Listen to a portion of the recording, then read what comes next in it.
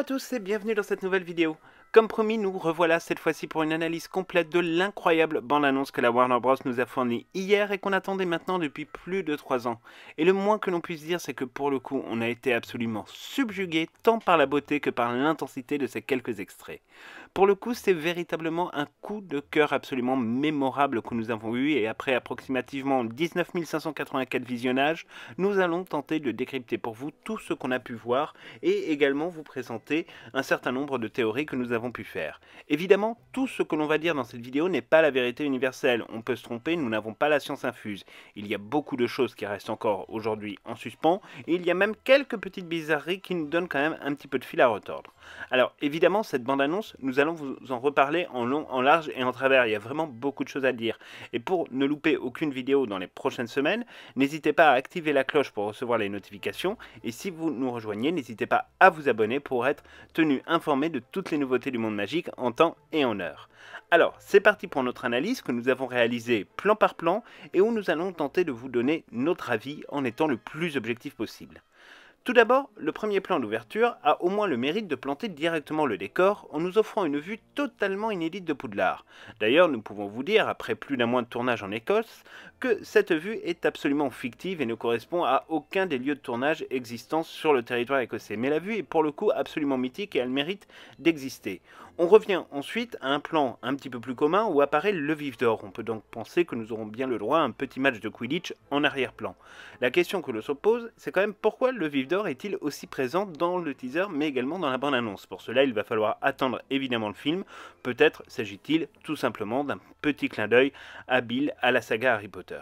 Alors, on nous offre aussi un plan, toujours avec la voix off d'Albus Dumbledore, qui relie sa version Harry Potter, si on peut le dire ainsi, à sa version des Animaux Fantastiques, où la question du passé est on ne peut plus présente.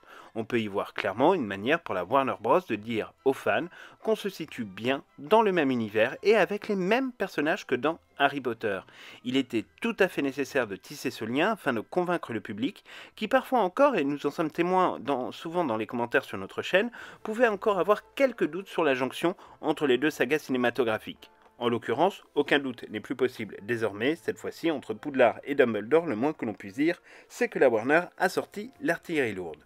On retrouve ensuite un nouveau plan, cette fois-ci encore, qui n'y va franchement pas de main morte pour se rappeler gentiment aux fans, puisque c'est après Hollard que nous débarquons, toujours figé dans cette version enneigée, décrite par J.K. Rowling dans les livres, et formidablement créée par Alfonso Cuarón pour Harry Potter et le prisonnier d'Azkaban. On voit le dos de Norbert Dragono et son frère Thésée déambuler dans l'artère principale du village, qui semble bien tranquille, cela tranchant notamment avec l'image que l'on a eue habituellement dans les films, où on avait le sentiment d'un endroit très fréquenté. Le fait que le village soit recouvert par la neige semble indiquer évidemment que cette scène se déroulera en hiver, peut-être au début du film à notre avis. Pour l'instant, on ne connaît pas encore bien la temporalité. Préolard version Animaux Fantastiques ressemble quasi parfaitement à ce que nous avons pu voir dans Harry Potter. On n'observe absolument aucun changement majeur entre les deux versions de ce village magique qui pourtant sont séparés d'à peu près 70 ans. Le but de la visite de Norbert et de Thésée nous est directement donné dans la bande-annonce puisqu'ils se rendent en fait à la tête de sanglier que nous avions déjà reconnu dans le teaser tant l'architecture de ce pub relativement malfamé de Préolard était identifiable au premier coup d'œil. Norbert et Thésée viennent rencontrer Albus Dumbledore et tombent sur son frère Aberforth qui s'identifie comme tel, évidemment dans une version bien plus jeune que ce que nous avions pu voir dans Harry Potter et les Reliques de la Mort partie 2, ça tombe sous le sens. Il semble assez charismatique, même très charismatique au premier coup d'œil, il semble aussi tout aussi ronchon et peu avenant que sa représentation dans les Reliques de la Mort était le cas. Il faut dire que J.K. Rowling en a quand même fait un personnage particulièrement détonnant en comparaison de son frère. On les mettrait dans la même pièce qu'on pourrait avoir un très sérieux doute sur leur lien de parenté tant c'est le jour et la nuit. Aberforth Dumbledore semble déjà bien rancunier à l'égard de son frère, ça se ressent de manière assez claire dans son ton, un brin énervé, un brin désabusé. On verra si les raisons que nous connaissons par ailleurs seront abordées dans le film, mais très sincèrement, il y a de grandes probabilités que ce soit le cas. Ensuite, le plan qui vient nous emmène à l'autre bout du monde où nous voyons un Albus Dumbledore déambuler dans les rues de Brooklyn à New York. On se demande bien pourquoi on opère ce retour aux États-Unis qui semble être un lieu désormais incontournable des Animaux Fantastiques puisque nous y avions eu droit également dans les Crimes de Grindelwald. Dumbledore va-t-il à la rencontre de l'Allée X? C'est possible même si cela reste à confirmer. Techniquement, on se situe aussi à proximité de la boulangerie tenue par Jacob Kowalski. On y voit un Dumbledore pensif, troublé, anxieux de manière assez certaine, il est clairement dans ses pensées, en train de remuer soit des mauvais souvenirs, soit en train de se demander comment tout cela peut-il se terminer.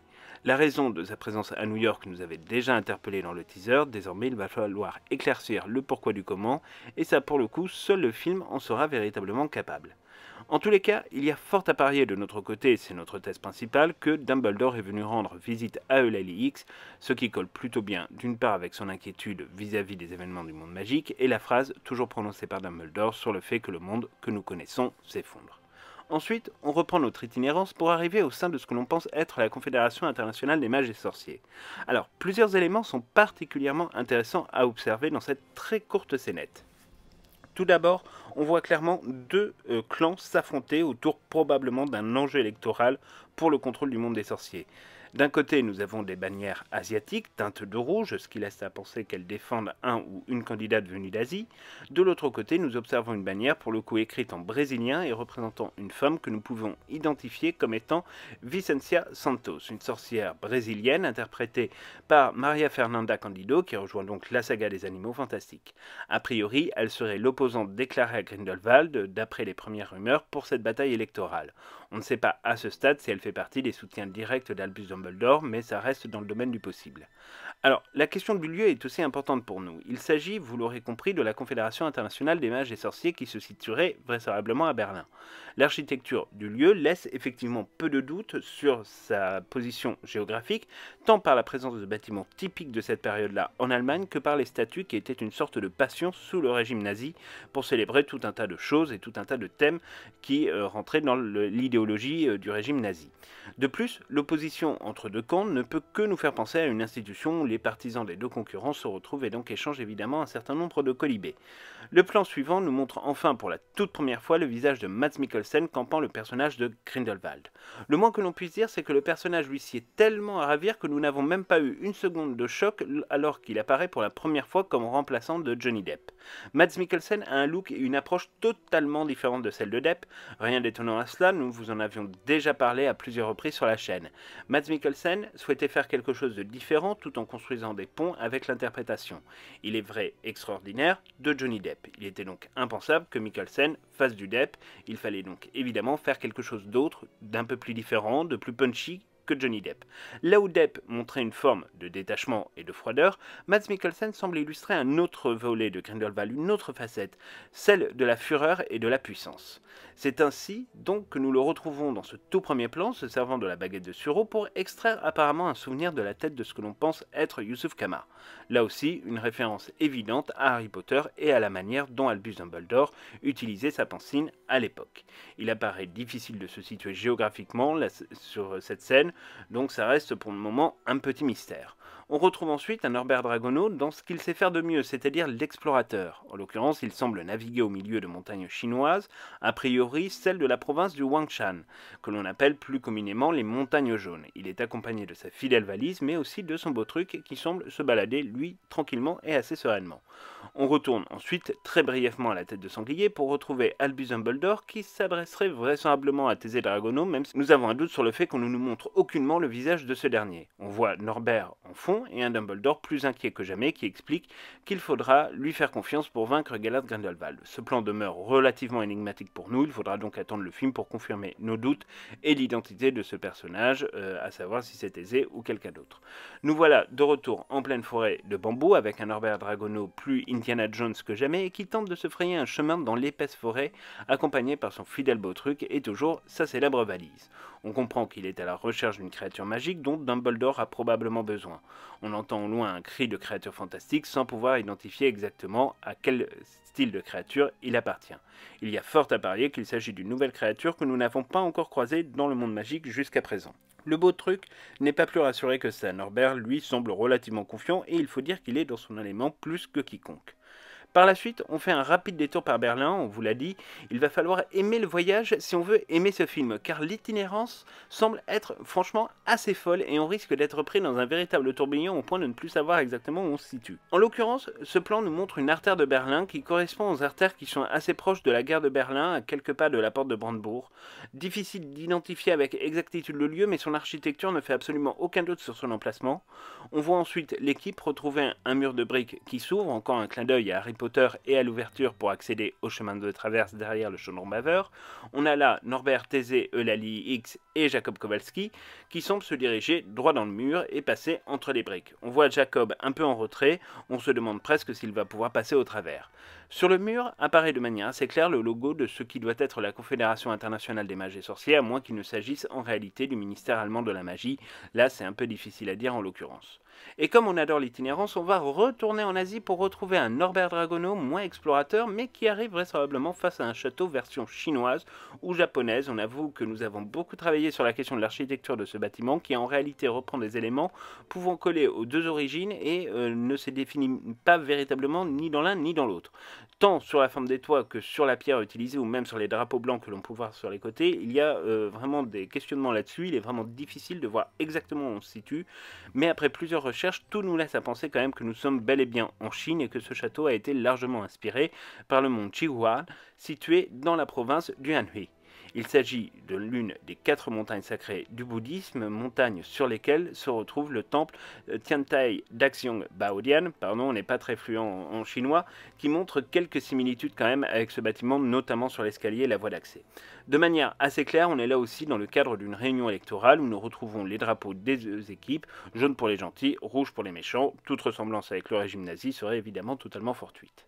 Norbert Dragono ne semble pas très à l'aise, en tout cas nettement moins que dans la forêt. On le voit inquiet, il semble se préparer quelque chose en face de lui. Ensuite s'enchaînent 2 plans très rapides, Bounty avec une valise à Berlin, puis Normandgarde, dont on a enfin une nouvelle version un peu plus complète que celle qui a été proposée dans Les Crimes de Grindelwald ou dans Harry Potter et les Reliques de la Mort, partie 2. Et puis ensuite, on va repartir en itinérance, donc on est passé de la Chine à l'Allemagne, en passant par l'Autriche, et on va retourner en Chine, ou tout du moins dans un pays asiatique, probablement le Bhoutan, si on se base sur la présence de symboles sanscrits sur les écritures que l'on peut voir à droite et à gauche dans le décor. On voit une artère d'un village qui semble ancien et donc probablement magique et où défilent en possession des personnages soutenant la candidate brésilienne à la tête de la Confédération internationale des mages et sorciers. On retrouve également Youssouf Kama, légèrement vieilli par la présence d'une moustache assez disgracieuse, puis ensuite un plan de Lali X, présentée enfin comme enseignante. On a le sentiment qu'elle se trouve à New York, ce qui viendrait renforcer la théorie selon laquelle Dumbledore se rendrait aux États-Unis pour la mobiliser au sein de cette équipe d'Avengers en quelque sorte. On repart juste après dans un paysage enneigé ressemblant au Cairngorms d'Écosse, peut-être le lieu de tournage, mais impossible d'en savoir plus. Il s'agit probablement d'un train conduisant nos super-héros du jour vers Berlin et qui aurait embarqué à King's Cross, pourquoi pas par la voie 7,5 que nous pourrions donc découvrir pour la toute première fois au cinéma. À bord du train, nous retrouvons nos Avengers du jour en compagnie d'Unifleur et vraisemblablement en train de se servir un verre. Alors on est dans un train magique puisqu'on peut apercevoir en fait dans le décor des boissons magiques et notamment du jus de citrouille. Donc on peut imaginer qu'évidemment il s'agit effectivement d'un train magique et non pas d'un train moldu. Cette scène, qui commence presque comme le début en fait d'une bonne blague, s'avère en réalité une des plus importantes puisque Norbert déclare avoir un cadeau pour Jacob de la part d'Albus Dumbledore et qui s'avérera être une baguette magique. Baguette à l'apparence peu commune. Alors là pour nous c'est quand même le grand questionnement, que vient faire cette baguette là? Nous concernant, notre théorie privilégiée, mais qui peut s'avérer éventuellement fausse, c'est qu'il s'agit d'une baguette permettant à Jacob de passer inaperçu dans un environnement magique, notamment pour pénétrer dans certaines institutions ou encore dans certaines parties du monde magique dissimulées au moldu. Il faudra là aussi attendre le film pour bien comprendre ce dont il est question.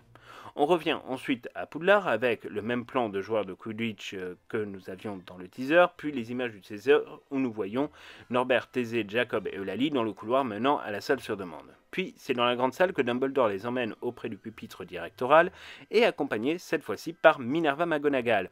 On sait que cette nouvelle va en charmer plus d'un. Dumbledore semble lancer un sortilège absolument remarquable en faisant sortir de sa baguette ce qui s'apparenterait apparemment à une montagne. Mais là aussi difficile de se faire une idée précise de la nature exacte de ce qu'il représente avec sa magie qui semble franchement absolument extraordinaire et visuellement ça a l'air d'être une réussite absolument parfaite. On retrouve ensuite Aberforth à la tête de sanglier, où il se trouve être dans ses pensées.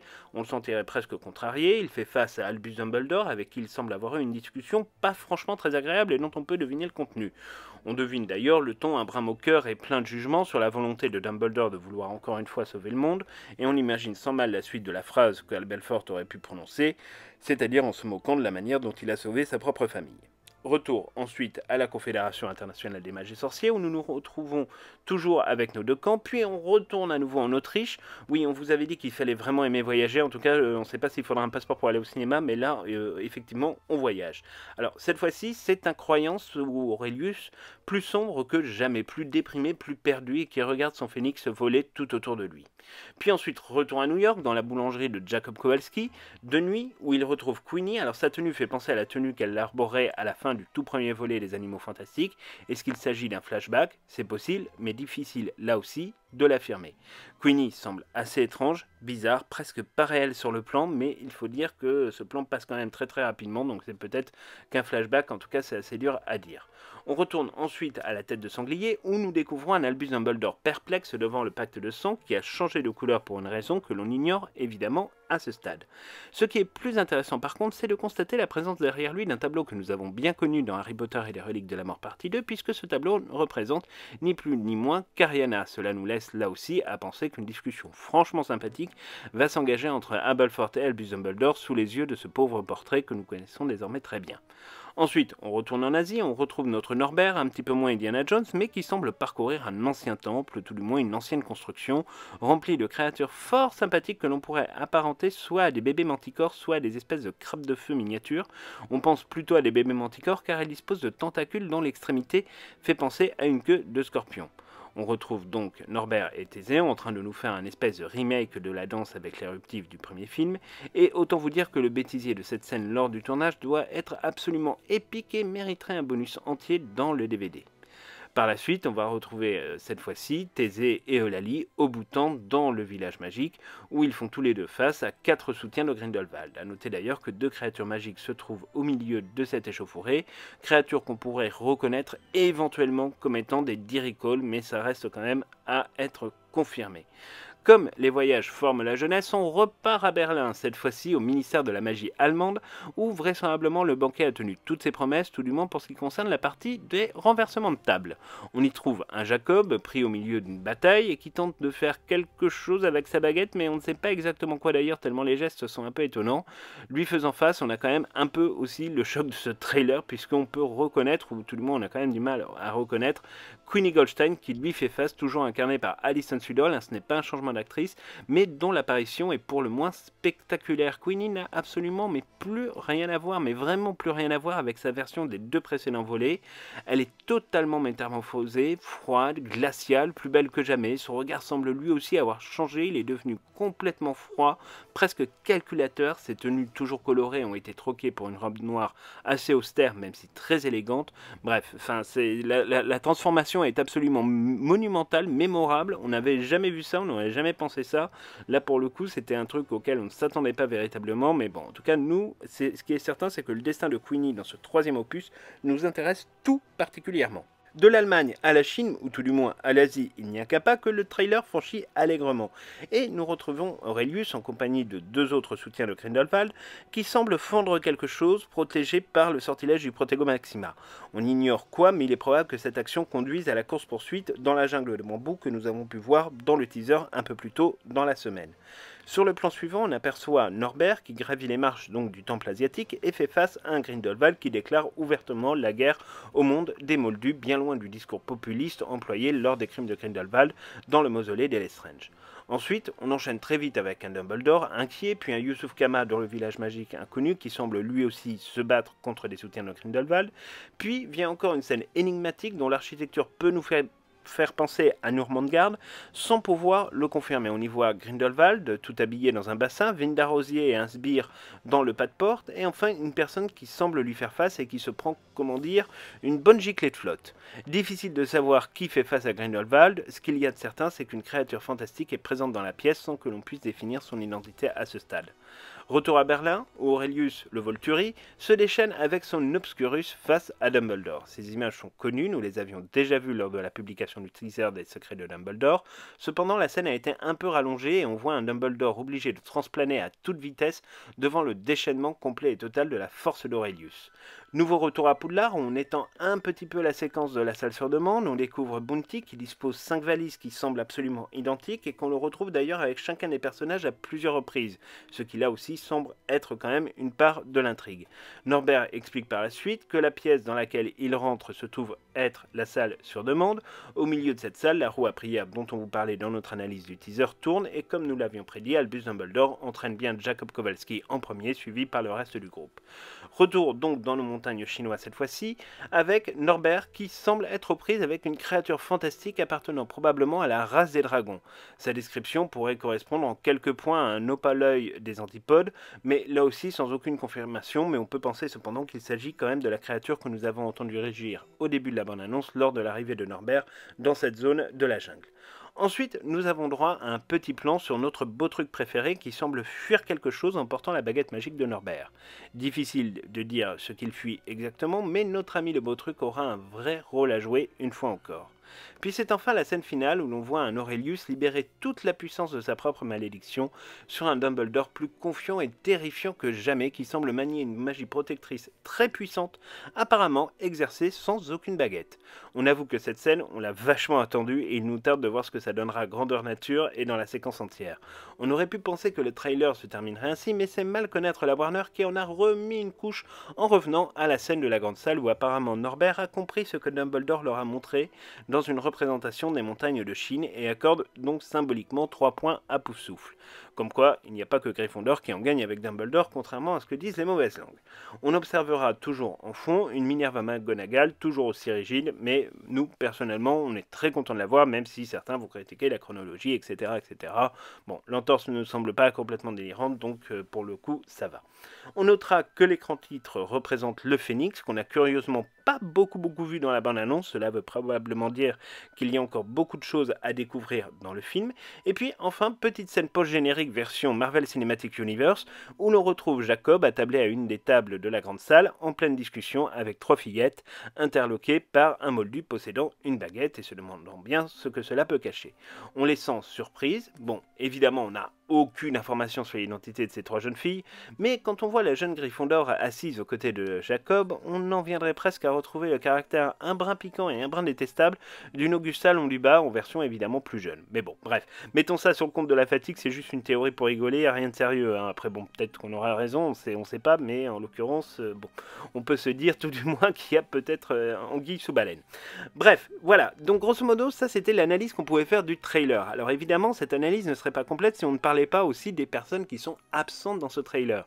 Et l'une tout particulièrement, vous en parlez beaucoup dans nos commentaires ces derniers temps sur nos vidéos, c'est évidemment l'absence de Tina Goldstein. Alors Tina Goldstein, on vous en parlait déjà dans une vidéo spécifiquement dédiée à son personnage et à sa présence dans Les Animaux Fantastiques 3. Effectivement, selon de nombreuses rumeurs depuis des mois, il apparaît qu'elle ne serait pas présente ou quasiment pas présente dans le 3e opus, tout juste aurait-elle une ligne de dialogue. Alors, d'après les informations qui ont fuité mais qui n'ont pas été confirmées, donc ce n'est qu'une rumeur, hein, ce n'est pas une information confirmée, elle aurait été nommée à la tête des aurores du Makusa et serait donc trop occupée à sécuriser l'Amérique du Nord pour s'occuper finalement de ce qui peut se passer avec Grindelwald. Ça, ce serait l'excuse qui serait donnée à un moment ou à un autre dans le film, d'une manière ou d'une autre, sans qu'on en sache plus.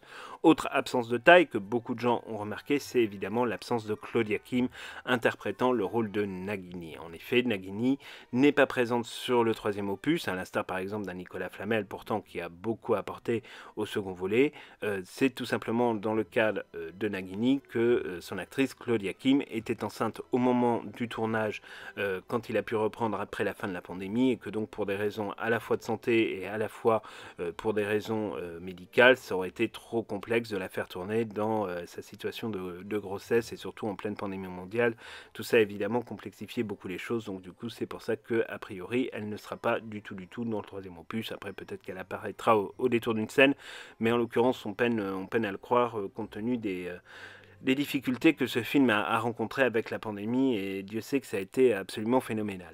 Alors évidemment, cette bande-annonce, derrière il y a tout un tas de choses qui vont se passer, il y a tout un tas de secrets qu'on doit découvrir, et on sait que le mot secret finalement revient de très nombreuses reprises dans cette bande-annonce, hein, y compris dans les écrans, voilà, entre les plans où voilà, on nous dit que la guerre commence sous fond de secret.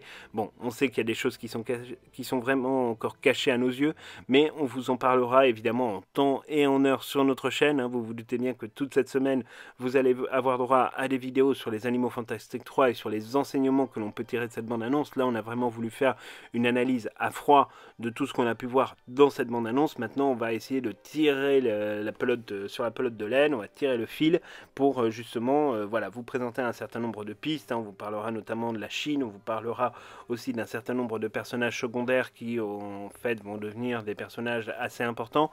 Bref, on va continuer un petit peu à tirer sur le fil et vous raconter toujours un petit peu plus de belles histoires sur ce monde magique que nous aimons tant. En tout cas, cette bande-annonce, elle aura eu le mérite de nous redonner le sourire, elle aurait eu le mérite de nous redonner envie de croire encore à la magie, elle nous aura donné envie finalement de se dire que rien n'est fini et que J.K. Rowling a toujours une imagination absolument débordante et absolument formidable, et que c'est à elle qu'on doit tout cela et à personne d'autre, contrairement à ce que pourraient dire certains wokistes.